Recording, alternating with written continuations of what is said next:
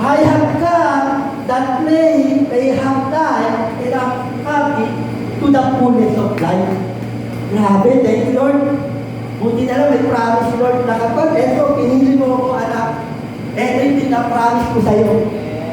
Thank you, Lord. Thank you, Lord. Kaya sa mga nandito, sa mga tao, church, ang ganda ng pinili ninyo, nag-desisyon po kayo ng tama. Hindi po kayo nagkakamali. Amen po ba? Amen. Sabi po rito, choose wisely.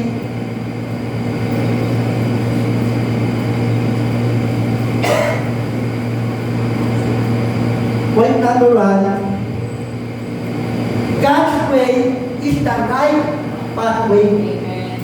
Amen po ba? Amen. Kung ang pamamaraan ng Diyos ang tatahakin po natin, talagang tatahak tayo sa tamang direksyon. Amen. Pero kung napipilit po natin, kung gustong gawin ni Satan sa atin, yung right pathway na yan, magiging wrong turn po yan. Grabe, wrong turn. You're wrong, sir. Grabe yun, no? Paano pala yung pelikula na yun? Nasa takas na.